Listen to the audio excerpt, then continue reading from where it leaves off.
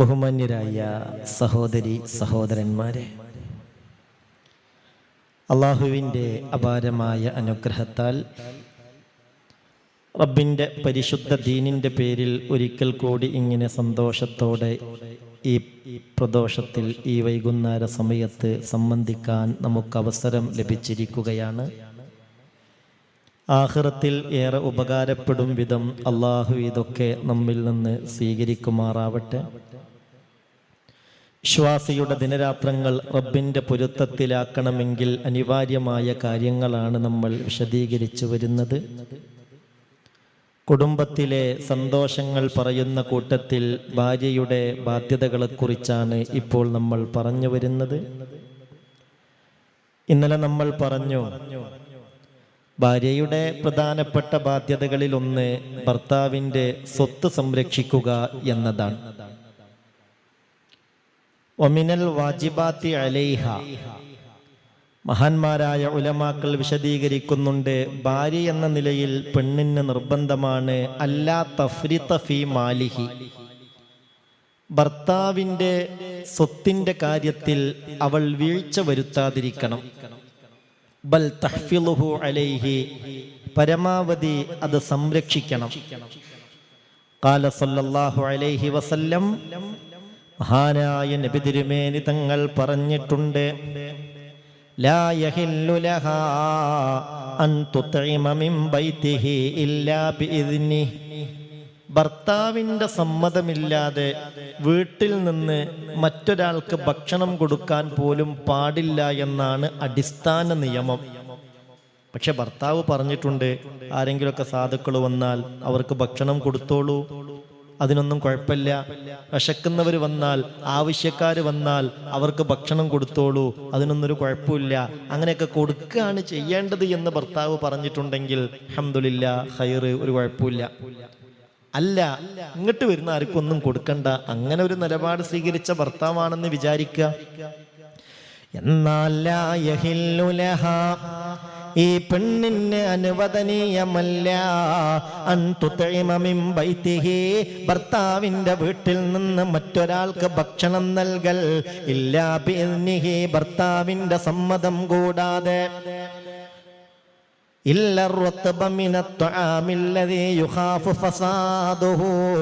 എന്നാൽ സമ്മതമില്ലെങ്കിലും കൊടുക്കാം. ആ ഭക്ഷണം അവിടെ വെച്ചാൽ അത് കേടുവരും. ആ വീട്ടുകാർ എന്തായാലും കഴിക്കുന്നില്ല, അവർക്ക് കഴിക്കാൻ താല്പര്യമില്ല. അത് മറ്റാർക്കെങ്കിലും കൊടുത്തില്ലെങ്കിൽ അത് കേടുവന്നു പോകും, അത് നഷ്ടപ്പെടും. അങ്ങനെയുള്ള ഭക്ഷണമാണെങ്കിൽ ഭർത്താവിൻ്റെ സമ്മതത്തിന് കാത്തിരിക്കേണ്ടതില്ല, അത് കൊടുക്കാവുന്നതാണ്. ഇനിയല്ല, ഹബീബായ നബി തങ്ങൾ പറഞ്ഞിട്ടുണ്ട്, വഇന്ന തഅമത അൻറിലാഹു കാന ലഹാ മിസ്ല അജ്രിഹി, ഭർത്താവിന് വീട്ടിലേക്ക് വരുന്നവർക്ക് ഭക്ഷണം കൊടുക്കുന്ന കാര്യത്തിൽ സന്തോഷമേ ഉള്ളൂ, സംതൃപ്തിയേ ഉള്ളൂ. അതിൽ ഒരിക്കലും അയാൾക്കൊരു പ്രശ്നമില്ല, പരാതിയില്ല, വിലക്കില്ല. എന്നാൽ വീട്ടിൽ നിന്ന് ഭക്ഷണം അങ്ങനെ നൽകിക്കഴിഞ്ഞാൽ, സഹോദരി ശ്രദ്ധിക്കണേ, ആ സ്വത്തിന്റെ ഭക്ഷണത്തിന്റെ ഉടമയായ ഭർത്താവിന് എത്രത്തോളം പ്രതിഫലം അതിന് കിട്ടുമോ അതേ പ്രതിഫലം തന്നെ ഭാര്യക്കും ലഭ്യമാകുമെന്ന് മഹാനായ മുത്ത് മുഹമ്മദ് മുസ്തഫ സല്ലല്ലാഹു അലൈഹി വസല്ലം.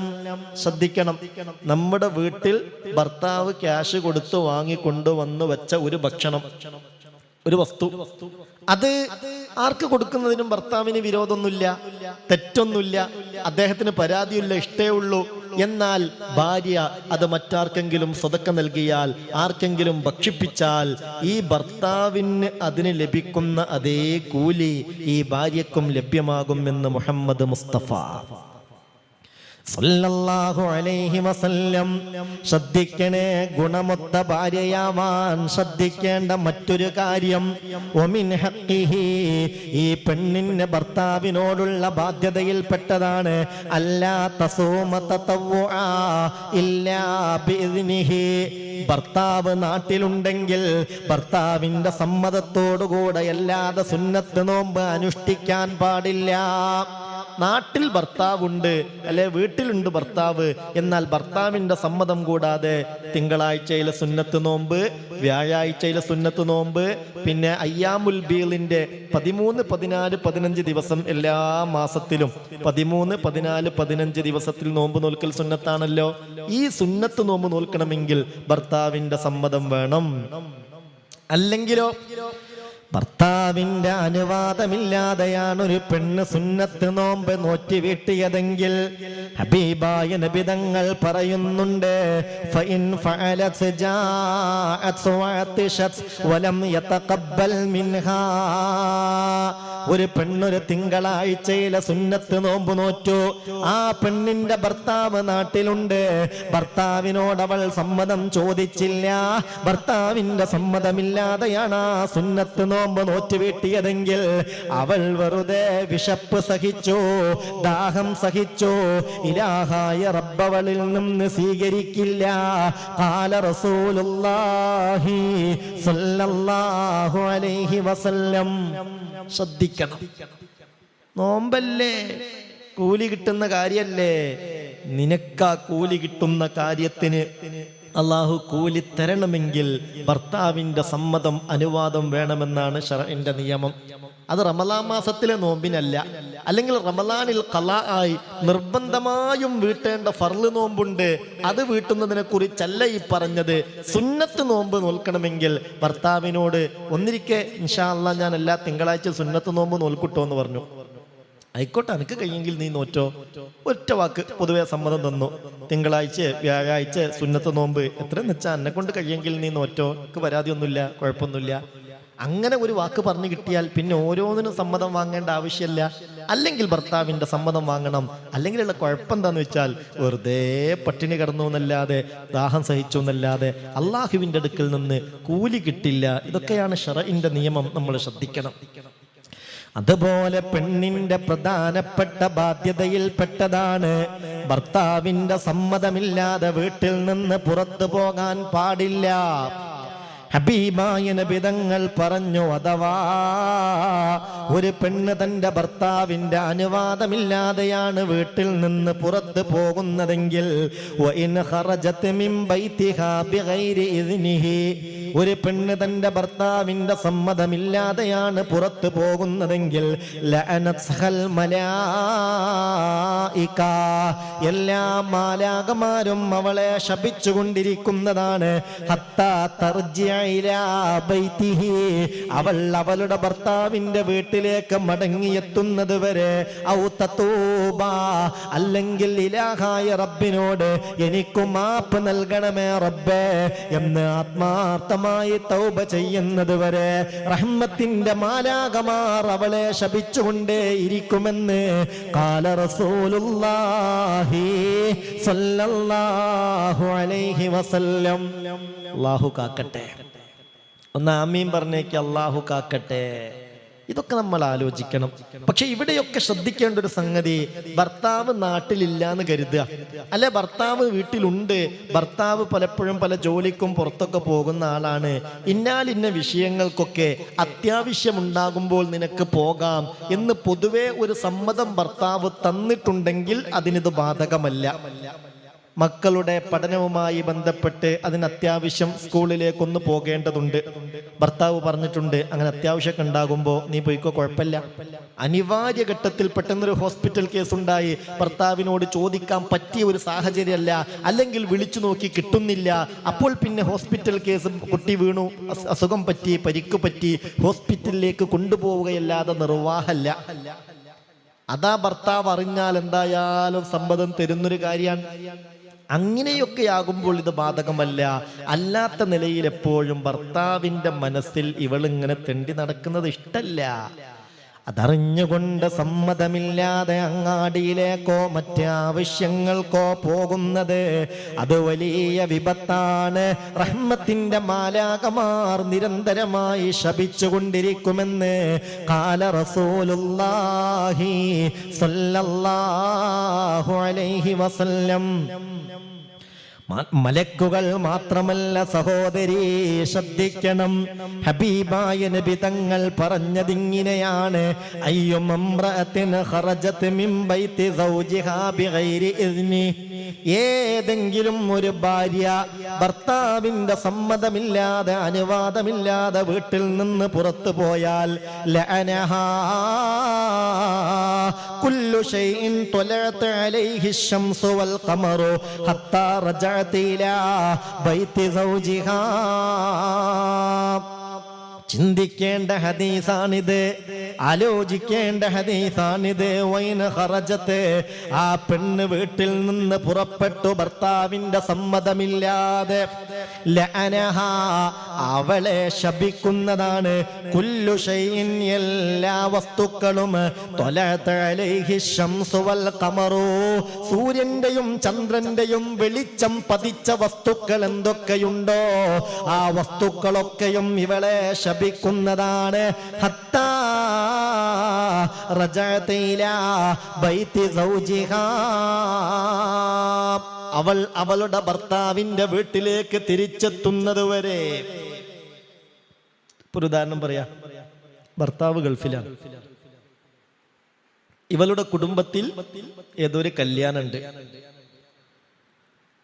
ഉപ്പയുടെ പെങ്ങളുടെ മകന്റെ മകൾ, മകളുടെ മകൾ, അങ്ങനെ അത്ര വലിയ അടുത്ത ബന്ധമൊന്നുമില്ല. പക്ഷെ എന്നാലും അവൾ പോകേണ്ടവളാണ്, അവളെ ക്ഷണിച്ചിട്ടുണ്ട്. ഭർത്താവിനോട് ചോദിച്ചു, ഇങ്ങനെ ഒരു കല്യാണം ഉണ്ട്, ഞാൻ പോട്ടെ? ഇപ്പൊ പോണ്ടാന്ന് പറഞ്ഞു. ഇപ്പൊ ഏതായാലും പോണ്ടാന്ന് പറഞ്ഞു. അവള് പറഞ്ഞു, ഞാൻ പോവും. വാശി പിടിച്ചു, പോയി. അത് പ്രശ്നമാണ്. ആ സമ്മതമില്ലാതെയാണ് അവൾ അതിൽ പങ്കെടുത്തതെങ്കിൽ അവൾ തിരിച്ച് വീട്ടിലേക്ക് എത്തുന്നത് വരെ സൂര്യന്റെയും ചന്ദ്രന്റെയും വെളിച്ചം പതിച്ച മുഴുവൻ വസ്തുക്കളും അവളെ നിരന്തരമായി ശപിച്ചുകൊണ്ടേയിരിക്കുമെന്ന് മുഹമ്മദ് മുസ്തഫ സല്ലല്ലാഹു അലൈഹി വസല്ലമ തങ്ങൾ പഠിപ്പിച്ചിട്ടുണ്ട്. പിന്നെ കുറേയൊക്കെ ഈ സമ്മതം കിട്ടുന്നൊരു വിഷയം നമ്മൾ ചോദ്യത്തിന് അടിസ്ഥാനമായിട്ടായിരിക്കും. എല്ലാ വിഷയത്തിലും നമ്മളുടെ ആ ഒരു സംസാരത്തിൻ്റെ ഒരു ട്യൂൺ, അതിൻ്റെ ഒരു രീതി, അതിൻ്റെ ഒരു ശൈലി നന്നായാൽ ഏകദേശം പ്രശ്നങ്ങൾ പരിഹരിക്കപ്പെടും. നമ്മൾ പറയുന്ന കാര്യം ഒന്ന് തന്നെയാണെങ്കിലും പലപ്പോഴും ആ പറയുന്നതിൻ്റെ ഒരു ട്യൂൺ, അതിൻ്റെ ഒരു ശൈലി, അതിൻ്റെ ഒരു രീതി, അതിൻ്റെ സന്ദർഭവും സാഹചര്യവും പരിഗണിച്ച് ചോദിക്കേണ്ട ക്രമത്തിൽ ചോദിച്ചാൽ സമ്മതം കിട്ടും. പലപ്പോഴും നമ്മളുടെ ചോദ്യത്തിൻ്റെ ശൈലി കൊണ്ടാണ് ഇങ്ങനെയുള്ള ഈ സമ്മതങ്ങളൊക്കെ കിട്ടാതെ പോകുന്നത്. ഏതായാലും ഭർത്താവ് സമ്മതം തന്നിട്ടില്ലെങ്കിൽ അങ്ങനെയുള്ള കാര്യങ്ങൾക്കൊക്കെ പോയാൽ അതുകൊണ്ടൊക്കെ നമുക്ക് വലിയ നഷ്ടമുണ്ടാകും, നാശമുണ്ടാകും. അല്ലാഹു റബ്ബുൽ ഇസ്സത്ത് നമ്മളെ കാത്തുരക്ഷിക്കട്ടെ. അള്ളാഹു അവന് പൊരുത്തമുള്ളതിലൊക്കെ സംബന്ധിക്കാനും അവൻ്റെ പൊരുത്തത്തോടുകൂടെ ജീവിക്കുവാനും നമുക്ക് തൗഫീക്ക് നൽകട്ടെ. മുഅ്മിനീങ്ങളെ, അപ്പോൾ ഏതാനും ചില കാര്യങ്ങൾ അതുമായി ബന്ധപ്പെട്ടിന്ന് വിശദീകരിച്ചു.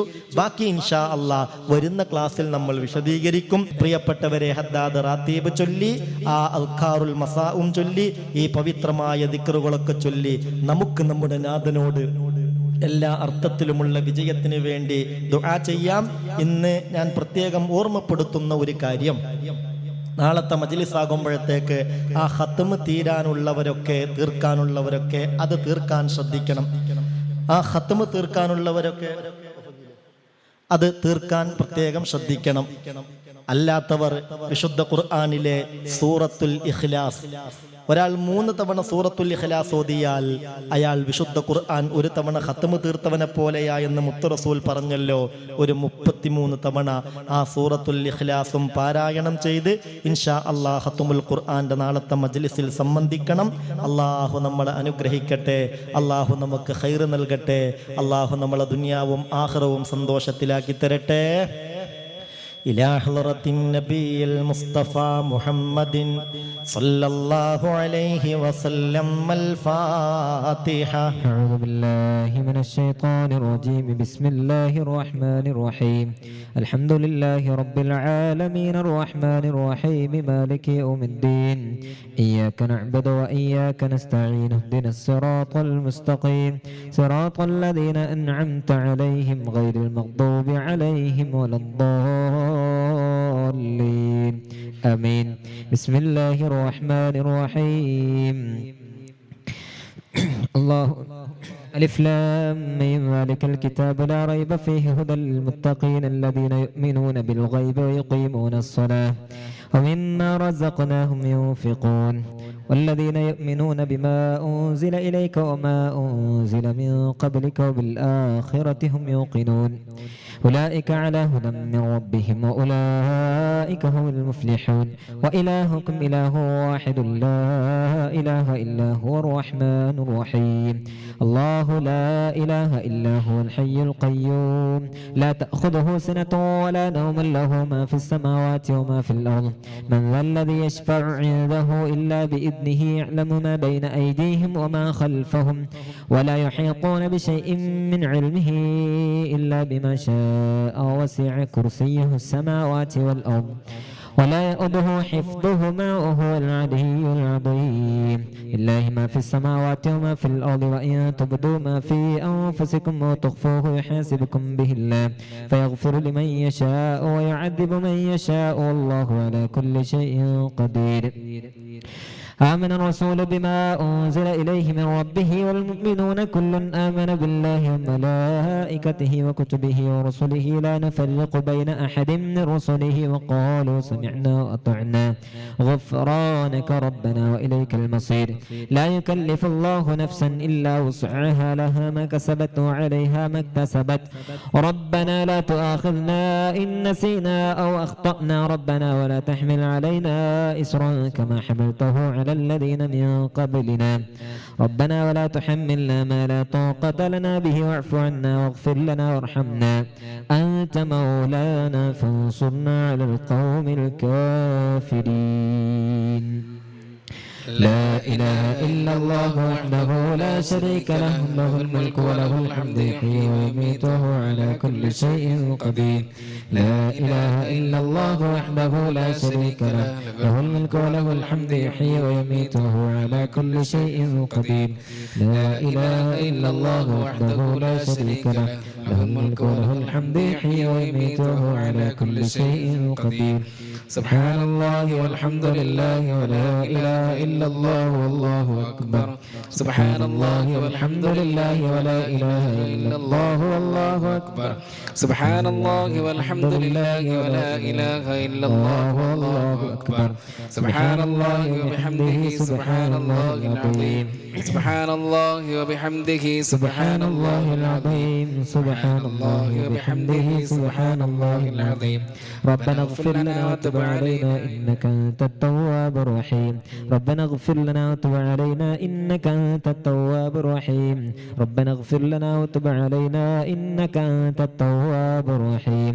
اللهم صل على محمد اللهم صل عليه وسلم اللهم صل على محمد اللهم صل عليه وسلم اللهم صل على محمد اللهم صل عليه وسلم أعوذ بكلمات الله التامات من شر ما خلق أعوذ بكلمات الله التامات من شر ما خلق أعوذ بكلمات الله التامات من شر ما خلق بسم الله الذي لا يضر مع اسمه شيء في الأرض ولا في السماء وهو السميع العليم بسم الله الذي لا يضر مع اسمه شيء في الأرض ولا في السماء وهو السميع العليم بسم الله الذي لا يضر مع اسمه شيء في الأرض ولا في السماء وهو السميع العليم رضينا بالله ربا وبالإسلام دينا وبمحمد نبيا رضينا بالله ربا وبالإسلام دينا وبمحمد نبيا رضينا بالله ربا وبالإسلام دينا وبمحمد نبيا بسم الله والحمد لله الخير والشر بمشيئة الله بسم الله والحمد لله الخير والشر بمشيئة الله بسم الله والحمد لله الخير والشر بمشيئة الله آمنا بالله واليوم الآخر تبنا إلى الله باطنا وظاهر آمنا بالله واليوم الآخر تبنا إلى الله باطنا وظاهر آمنا بالله واليوم الآخر تبنا إلى الله باطنا وظاهر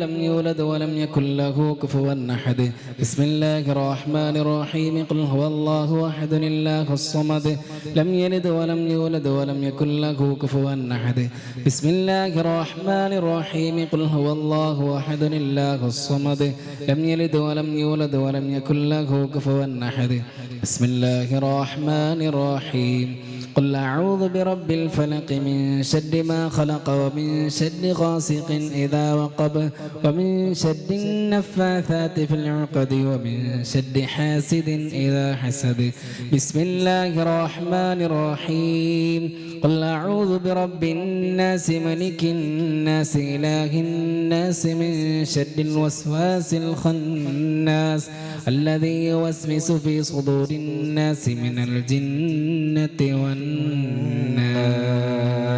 لسيدنا الفقيه المقدم الشيخ محمد بن علي بعلبي وأصوله وفروعه وكافة ساداتنا آل بعلبي إن الله يعلي درجاتهم وينفعنا بهم وبعلومهم وأسرارهم وأنوارهم وبركاتهم في الدين والدنيا والآخرة. الفاتحة. أعوذ بالله من الشيطان الرجيم بسم الله الرحمن الرحيم الحمد لله رب العالمين الرحمن الرحيم مالك يوم الدين إياك نعبد وإياك نستعين اهدنا الصراط المستقيم صراط الذين أنعمت عليهم غير المغضوب عليهم ولا الضالين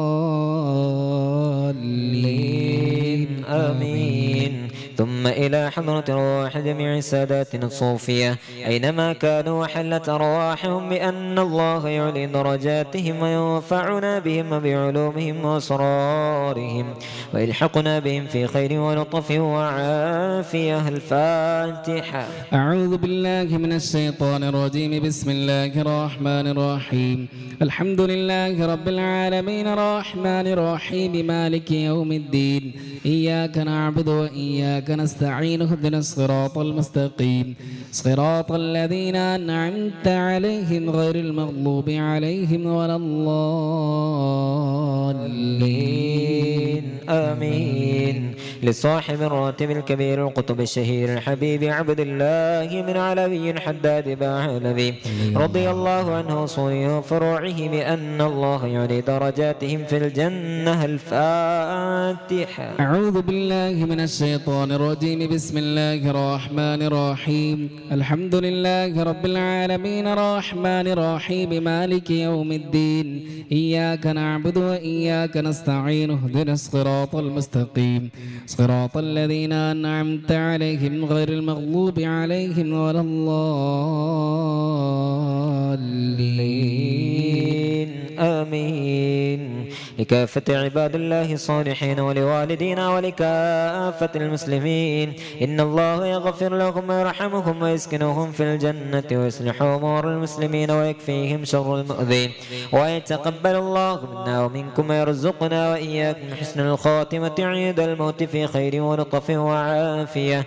إلى حضرة النبي محمد صلى الله عليه وسلم. الفاتحة. أعوذ بالله من الشيطان الرجيم بسم الله الرحمن الرحيم الحمد لله رب العالمين الرحمن الرحيم مالك يوم الدين إياك نعبد وإياك نستعين اهدنا الصراط المستقيم صراط الذين أنعمت عليهم غير المغضوب عليهم ولا الضالين. آمين. الحمد لله رب العالمين حمدا يوافي نعمه ويكافئ مزيدا.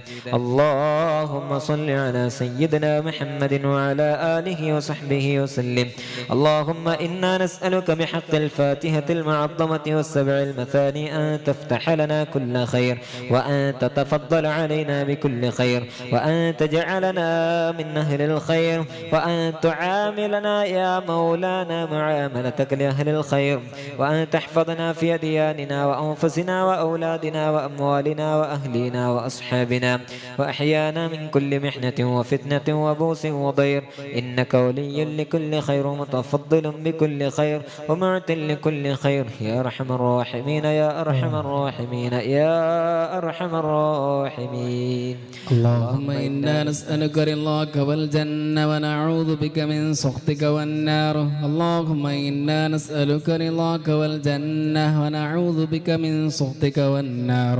اللهم إنا نسألك رضاك والجنة ونعوذ بك من سخطك والنار. يا عالم السر منا لا تهتك الستر عنا وعافنا واعف عنا وكلنا حيث كنا. يا عالم السر منا لا تهتك الستر عنا وعافنا واعف عنا وكلنا حيث كنا. يا عالم السر منا لا تهتك الستر عنا وعافنا واعف عنا وكلنا حيث كنا. يا ربي هيئ لنا من أمرنا رشدا واجعل معونتك الحسنى لنا مددا. يا ربي هيئ لنا من أمرنا رشدا واجعل معونتك الحسنى لنا مددا.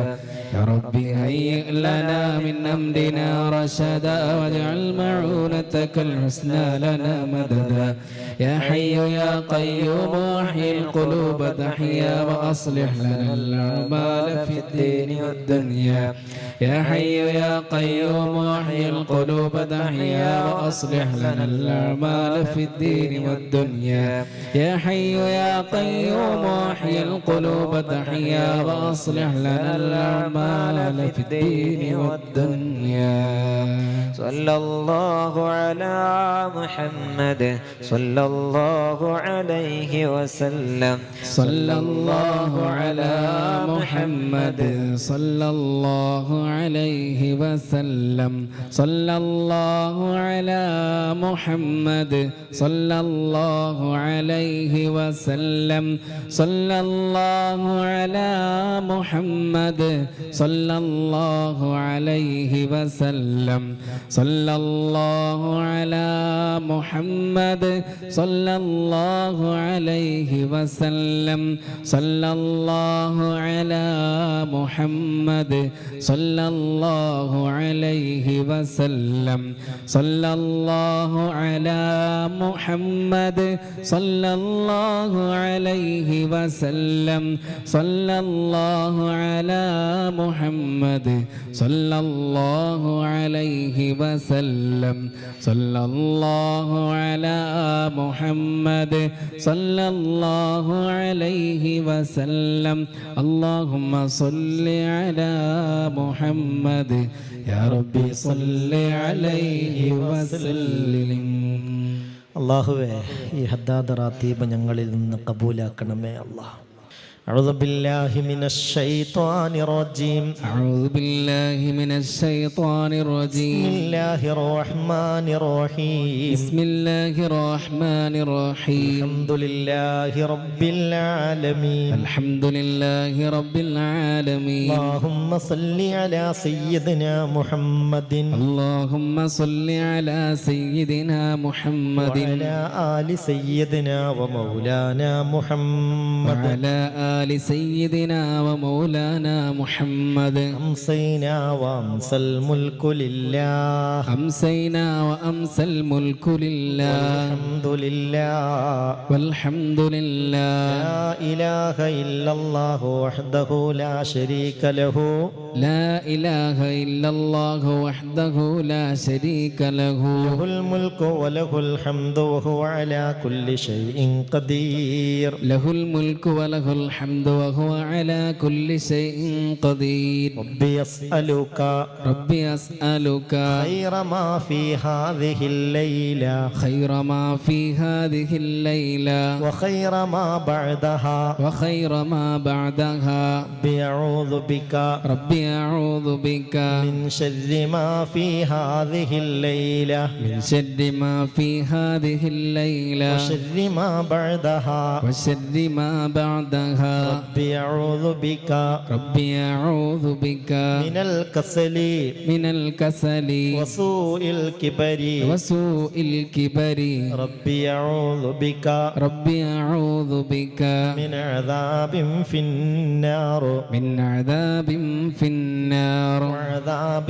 في القبر وعذاب في القبر اللهم إني أمسيت اللهم إني أمسيت أشهدك أشهدك وأشهد وأشهد حملة عرشك حملة عرشك وملائكتك وملائكتك وجميع خلقك وجميع خلقك أنت الله أنك أنت الله لا إله إلا أنت لا إله إلا أنت وحدك لا شريك لك وحدك لا شريك لك وأن محمدا عبدك ورسولك وأن محمدا عبدك ورسولك اللهم ما أمسى بي من نعمة اللهم ما أمسى بي من نعمة أو بأحد من خلقك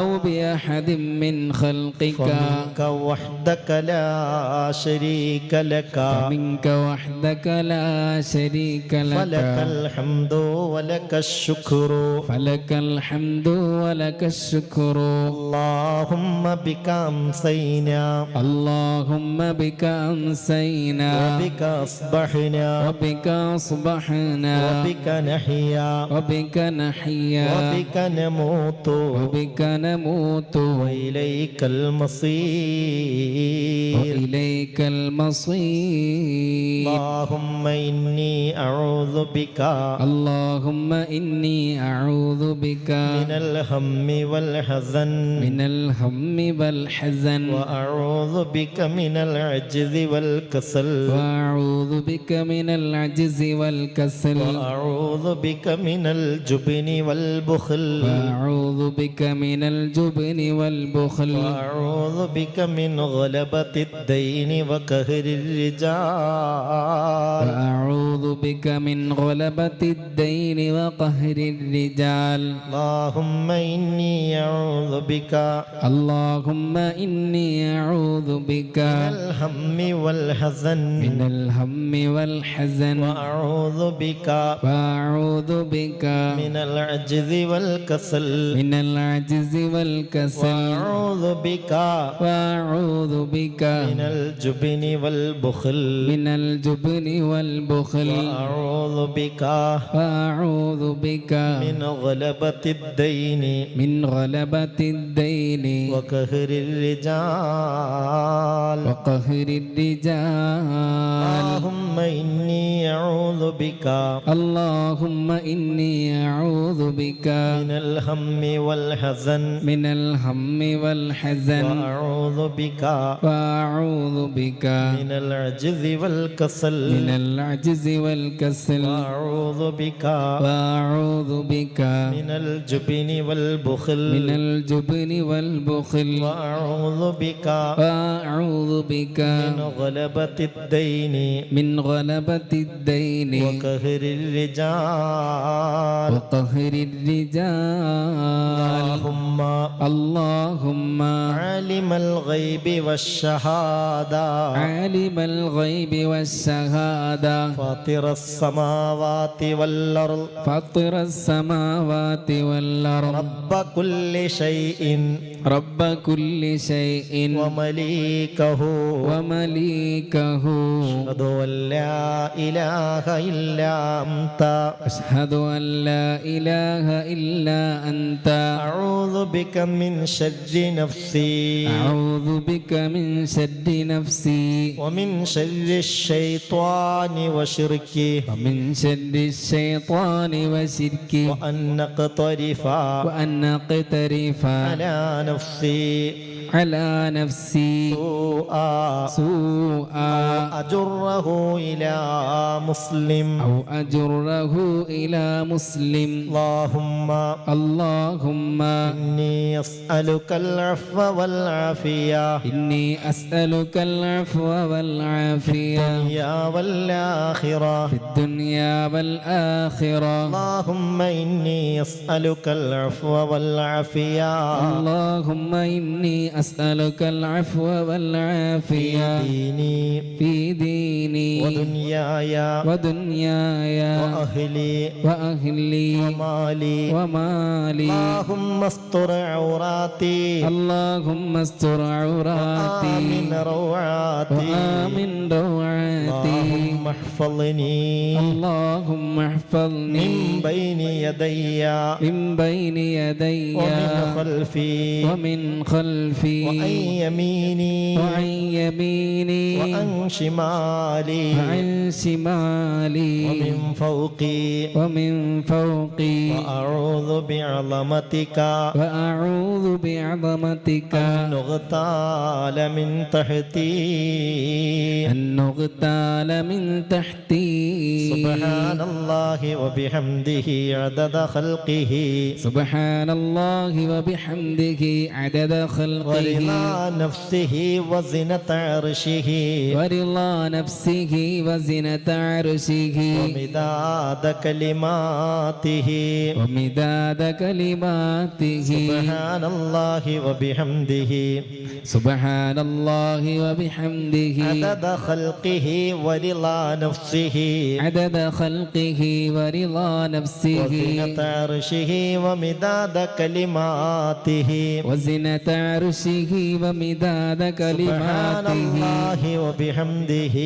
سبحان الله وبحمده عدد خلقه ورضا نفسه